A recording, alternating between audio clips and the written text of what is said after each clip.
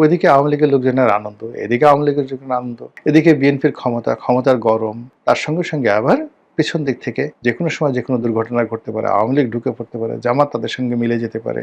America পাকিস্তানে এখন যেভাবে ইমরান খানকে সাহায্য করছে, সহযোগিতা করছে, ঠিক একইভাবে ভারত যদি এই মুহূর্তে আবার নতুন করে শেখ হাসিনাকে নিয়ে নতুন করে ভাবতে শুরু করে এবং আওয়ামী লীগের উপর যদি ভারত এবং আমেরিকা নতুন করে সমর্থন দেয়, তাহলে কি মহা সর্বনাশ ঘটতে পারে। আওয়ামী লীগ আসলে কি করতে চাচ্ছে, তাদের উদ্দেশ্য কি, এই পুরো বিষয়গুলো নিয়ে আমাদের বাংলাদেশে, ভারতে এবং রাজনীতি যারা সংশ্লিষ্ট মোটামুটি সবাই কনফিউজড। বিশ্ব যে মিডিয়াগুলো রয়েছে সেই মিডিয়াগুলো কনফিউজড। নর্মালি বাংলাদেশ থেকে ইতিপূর্বে যারা গিয়েছেন দেশের বাইরে ক্ষমতাচ্যুত হয়ে, তারা কেউ কিন্তু বাংলাদেশে ফেরত আসতে চায়নি। বিভিন্ন রকম গালাগালি করা হয়েছে, ধরে আনবো, মেরে ফেলবো, কেটে ফেলবো, কিন্তু কেউ বলেনি যে আমি আসতেছি, we are coming in person.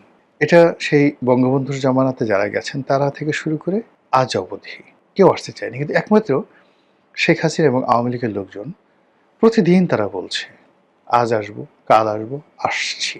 ফাঁসির মঞ্চ রেডি করে, অর্থাৎ আপনি ভয় দেখাচ্ছেন তোমাকে আসলে গ্রেপ্তার করব, তোমাকে আসলে ফাঁসিতে চড়াবো, তোমাকে জেলখানায় ভরবো, তোমাকে আসলে গণপিটুনি দিয়ে মেরে ফেলবো। তারা বলছে যে হোয়াট এভার মেবি, একেবারে ডেট দিয়ে, টাইম দিয়ে, তারিখ দিয়ে, তারিখটা শুধু বলেনি, মানে ডিসেম্বর মাসে আসছি, অমুক অমুক দিকে আসছি, আমরা সবাই মিলে আসছি, প্লেন ভাড়া করে আসবো, সীমান্ত দিয়ে আসবো, উড়ে আসবো, জুড়ে আসবো, নানা রকম কথাবার্তা যেটা বলছে, এটা আমাদের দেশে আগে কখনো হয়নি।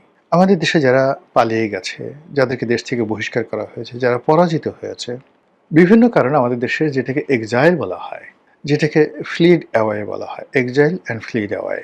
তো এটার তো একটা ইতিহাস আছে। এখানে বাংলাদেশ থেকে বিএনপির জমানাতে আওয়ামী লীগের লোকজন গেছে, আওয়ামী লীগের জমানাতে বিএনপির লোকজন গেছে। যেমন এখন ধরেন শামীম ওসমান, শামীম ওসমান তো আগের জমানাতে ভারতে ছিলেন, বিএনপি জমানাতে, কিন্তু সেখান থেকে তো তিনি জীবনে কোনোদিন হুমকি দেন নাই যে আমি আসছি, I am coming. Sheikh Hasina এখন ভারতে আছেন, তিনি তো এর আগে ভারতে ছিলেন। তো ভারত থেকে তিনি কখনো হুমকি দেননি যে আমি আসছি, বরং বাংলাদেশের সরকার, জিয়াউর রহমান সাহেব, বিরোধী দল, আওয়ামী লীগ, অন্যান্য যারা সবাই, তারা একটা রাজনীতির ভারসাম্য তৈরি করার জন্য বলতে গেলে তাকে তোয়াজ করে, তদবির করে, রাজকীয় সংবর্ধনা দিয়ে তাকে আনা হয়েছে বাংলাদেশে 1981 সনে। এবং শেখ হাসিনা যেদিন 1981 সনে এসেছিলেন, মুষলধারে বৃষ্টি, সেই বৃষ্টির মধ্যে বাংলাদেশে আজ পর্যন্ত কোনো নেতাকে বরণ করার জন্য এয়ারপোর্টে এত লোক আসেনি। ইভেন এখন 18 কোটি মানুষের দেশ, যদি আপনি তারেক রহমান সাহেবের আগমনকে আপনি ধরেন, এই 2025 সনে তার আগমন, তার চাইতেও ওই যে শেখ হাসিনা এসেছিলেন 1981 সনে, ওটার উপস্থিতি, আবেগ, পরিবেশ, পরিস্থিতি অন্যরকম ছিল। শেখ হাসিনার কান্না, দেশে ঢুকে কান্না প্রত্যেকটা মানুষকে আবেগ তাড়িত করেছিল। তারেক রহমান সাহেব এসছেন, তার কোনো কান্না, তার কোনো কথা আমাদেরকে অশ্রু সজল করেনি। কিন্তু শেখ হাসিনা যখন 81 সালে এসেছিলেন, আসার পরে তিনি কেঁদেছিলেন এবং তার দেখা দেখি কোটি কোটি মানুষ সারা বাংলাদেশে কেঁদেছিলেন। আচ্ছা বলেন তো, তারেক রহমান সাহেব এই দিন এয়ারপোর্টে আসছেন, বিএনপির লোক বুকে হাত দিয়ে বলেন তো কয়েকজনের চোখ দিয়ে পানি পড়ছে? আল্লাহর রাস্তে বলেন, যদি মিথ্যা কথা বলেন গজব নাজিল হবে।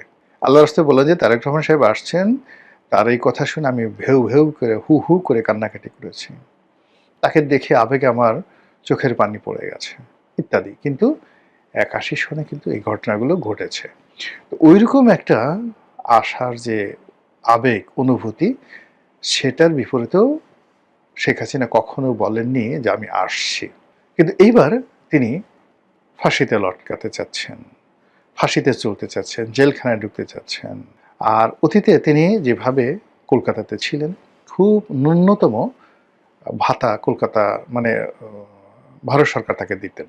তো সেই ভারত সরকার দিতেন এবং সেখানে যেটি আমরা জানি, এবং সেটা হলো সেই টাকার একটা অংশ, সামান্য টাকা আবার তিনি দল পরিচালনা করার জন্য আব্দুর রাজ্জাক, তুফাইল আহমেদ এদের হাতে পাঠাতেন। তারপরে সেই টাকা দিয়ে বাজার করতেন এবং ওয়াজেদ মিয়া উনি নরম চালের ভাত খেতেন, তার জন্য নরম চাল কেনা হতো, আর উনি মোটা চালের ভাত খেতেন। শেখ হাসিনা, এত লিমিটেড ছিল তাদের ইনকাম। কিন্তু এবার কি, এবার তো উনি 14 পুরুষ বিদেশে বসে খেতে পারবেন, প্লাস ওখানে ভারত সরকার তাকে রাষ্ট্রপ্রধান সরকার প্রধানের মর্যাদায় রেখেছে, জেড ক্যাটাগরি সিকিউরিটি দিচ্ছে, কি না আছে সেখানে। মানে ওই জায়গা থেকে কেউ থাকলে বলে যে না গো বাবা আমার যাওয়ার দরকার নেই, আমি এখন এখানে আছি, সারা জীবন এখানেই রাজকীয় মেহমান হিসেবে থাকবো। কিন্তু তিনি সেগুলো ছেড়ে তিনি জেলখানাতে আসতে চাচ্ছেন, তিনি এনসিপির লোকজন নাসিরুদ্দিন পাটোয়ারিরা তাকে মারবে, তিনি সে মার খেতে চাচ্ছেন, ঢিল খেতে চাচ্ছেন। এটা বিশ্বের যারা লোকজন রয়েছেন তারা মিলাতে পারছে না, হোয়াই ইট ইজ হ্যাপেনিং, কেন এই জিনিসগুলো ঘটছে। এক, দুই নম্বর হলো যে আওয়ামী লীগের দেশের ভিতরে যারা লোকজন রয়েছে তাদের মধ্যে অনেক গ্রুপিং ছিল, শত্রুতা ছিল, একে অপরের প্রতি বৃষদগার ছিল, মারামারি করতে, কাটাকাটি করতে। এখন সব বাদ, এখন সব কিছু ভুলে আপা কখন আসবে, আওয়ামী লীগ কখন আসবে, দিন কবে আসবে, কবে মিছিল করবো, মিটিং করব, আবার সুদিন ফিরে আসবে, এরা সবাই ঐক্যবদ্ধ হয়ে গেছে। এটা অতীতকালে আওয়ামী লীগের এটা হয়নি।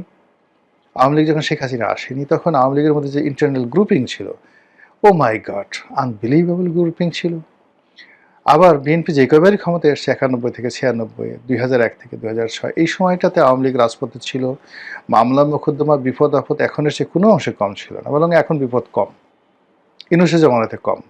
কিন্তু 1000 থেকে 2006 পর্যন্ত, 2001 থেকে 2006 পর্যন্ত আওয়ামী লীগের বিপদ বিপত্তি বেশি ছিল। এই বিপদ বিপত্তির মধ্যে লোকজন বদমাশি করেছে, একদিকে তুফাইল গ্রুপ, অন্যদিকে আমির গ্রুপ, একদিকে আব্দুস সামাদ আজাদ গ্রুপ, অন্যদিকে সুরঞ্জিত সেন গ্রুপ। ঢাকা শহরে একদিকে সেই মোফাজ্জল হোসেন চৌধুরী মায়ার গ্রুপ, অন্যদিকে শাহ আলমের গ্রুপ, আর একদিকে সাইদ খোকনের গ্রুপ, কি না ছিল। সব কিছুর মধ্যে তারা এই গ্রুপিং করছে। আর এখন দেখেন কোনো গ্রুপিং নেই, সবগুলো এক হয়ে গেছে, সবগুলো এক হয়ে গেছে। এগুলো বাংলাদেশে। এখন কলকাতাতে বলেন, দিল্লিতে, আমেরিকাতে, নিউ ইয়র্কে, জ্যাকসন হাইটসে, ওয়াশিংটনে, ফ্লোরিডাতে, তারপর মিশিগানে, লন্ডনে, লিভারপুলে, জার্মানিতে, প্যারিসে আওয়ামী লীগের মধ্যে যে 33টা গ্রুপ বিভিন্ন রকম ছিল, তারা নিজেরা 7 আপের বোতল দিয়ে মারামারি করত সারা জীবন। এখন গিয়ে দেখেন তো কোনো মারামারি আসছে নাকি? সবগুলো এক হয়ে গেছে। হাতে গোনা একজন দুইজন মানে যারা এই সোশ্যাল ওয়ার্কার।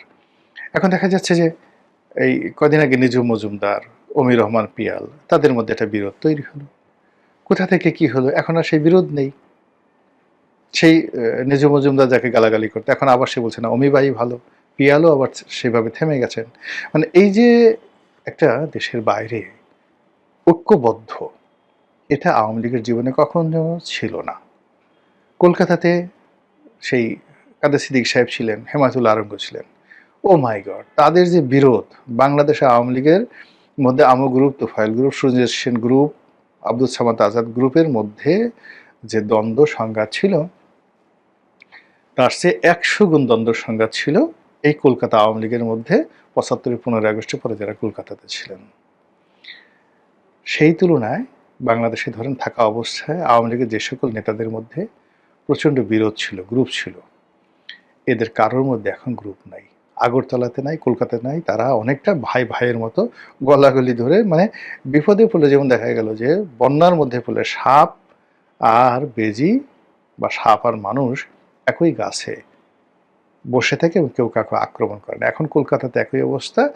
প্রথমত তারা যখন গেছে একে অপরকে সাহায্য করেছে, সহযোগিতা করেছে, আর এখন তারা দিদা আসছে একটা চাঁদের হাট মিলিয়ে বসেছে, আনন্দ উল্লাস শুরু করেছে। কিভাবে সেপ্টেম্বর মাসে আসবে, নাকি অক্টোবর মাসে আসবে, নাকি ডিসেম্বর মাসে আসবে, এইগুলো নিয়ে প্রতিদিন তারা স্বপ্ন দেখছে, কথাবার্তা বলছে এবং প্ল্যান প্রোগ্রাম কিভাবে যাবে কিভাবে যাবে। আবার যারা একটু জানে, নেত্রীর সাথে দেখা করে আসে বা শেখ হাসিনার সঙ্গে দেখা করে আসে, তারা এক ধরনের কথা বলে, যারা নেত্রীর সঙ্গে টেলিফোনে কথা বলে তারা এক ধরনের আবেগ, যারা কথা বলতে পারে না তারা যারা কথা বলে তাদের সঙ্গে শুনে, এবং নিজেরা সেই চা, সিঙ্গারা, সমোসা, দিল্লি কা লাড্ডু এবং কলকাতার সেই বিখ্যাত যে খাবারগুলো, সেই খাবারগুলো খেয়ে একটা নিদারুণ আনন্দ উৎসব এবং আমেজের মধ্যে তারা দিন কাটাচ্ছে। এবং এই খবরগুলো গোয়েন্দা চ্যানেলে সরকার জেনে যাচ্ছে, বাংলাদেশের বিএনপি যারা নেতাকর্মী রয়েছেন তারা জানছে, এবং সব মিলিয়ে একটা কন্ট্রাস্ট তৈরি হচ্ছে। ওইদিকে আওয়ামী লীগের লোকজনের আনন্দ, এদিকে আওয়ামী লীগের লোকজনের আনন্দ, এদিকে বিএনপির ক্ষমতার গরম, তার সঙ্গে সঙ্গে আবার পেছন দিক থেকে যে কোনো সময় যে কোনো দুর্ঘটনা ঘটতে পারে, আওয়ামী লীগ ঢুকে পড়তে পারে, জামাত তাদের সঙ্গে মিলে যেতে পারে, আমেরিকা পাকিস্তানে এখন যেভাবে ইমরান খানকে সাহায্য করছে, সহযোগিতা করছে, ঠিক একইভাবে ভারত যদি এই মুহূর্তে আবার নতুন করে শেখ হাসিনাকে নিয়ে নতুন করে ভাবতে শুরু করে এবং আওয়ামী লীগের উপর যদি ভারত এবং আমেরিকা নতুন করে সমর্থন দেয়, তাহলে কি মহা সর্বনাশ ঘটতে পারে। এই টেনশনে গিয়ে দেখেন যে অনেক ক্ষমতাধর যারা লোকজন রয়েছেন তারা আসলে সুস্থ এবং স্বস্তিতে নাই। তো দেখা যাক, রাজনীতি একটা খুবই খাতারনাক, বহুত খাতারনাক বিষয়, তারপরে ডেঞ্জারাস বিষয়, আনসার্টেন বিষয়, এবং সেখানে এই আনসার্টেনের মধ্যেই যারা রাজনৈতিক নেতৃত্ব সম্পন্ন তারা তাদের সুযোগগুলো বের করে নিয়ে আসে।